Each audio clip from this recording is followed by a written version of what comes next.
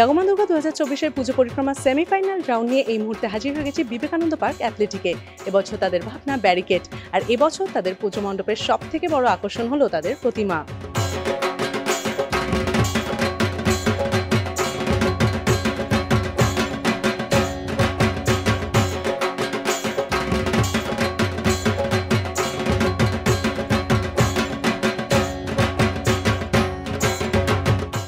প্রথমে আমি বলি আর কি যে আমাদের এই বছর 54তম বর্ষ।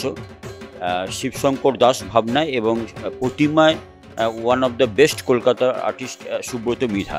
আমাদের ভাবনা অনুযায়ী মোটামুটি প্যান্ডেল আপাতত কমপ্লিট হয়ে গেছে। ভাবনা ছিল ব্যারিকেড, আমি আগেরটা তো ইন্টারভিউ দিয়ে জানিয়েছিলাম। আর 2020-তে আমাদের 50 বছর ছিল, সেটা আমরা উদযাপন করেছিলাম 2022-এ।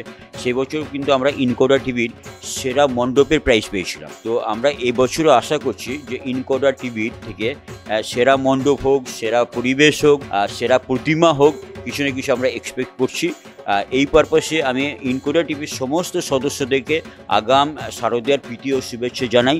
থিমের নাম ব্যারিকেড, কোড লাইন যেটা রয়েছে, ট্যাগ লাইন যেটা রয়েছে, সেটা হচ্ছে যন্ত্র এবং ষড়যন্ত্রের মানুষ বোঝা দেয়। আহারে জীবন পালাবে কোথায়, যত দূর যায় চোখ, মানুষের সাথে মানুষের দেখা হোক, বাট ব্যারিকেড টপকে, ব্যারিকেড ভেঙে। তো এই ব্যারিকেডটাকে আমরা ক্রস করতে বলেছি বিভিন্ন অ্যাঙ্গেল, যে আমাদের সামনে দৃশ্য এবং অদৃশ্য দু ধরনেরই ব্যারিকেড আছে। আমি এই কাজটা করবো না করবো বলে যাচ্ছি, তো হঠাৎ দেখা যাচ্ছে যে আমি আটকে গেলাম। বাট কেউ হয়তো আমাকে অদৃশ্য সেই জায়গাটা বাধা দিচ্ছে, কিন্তু আমাকে বাধা টপকাতে হবে।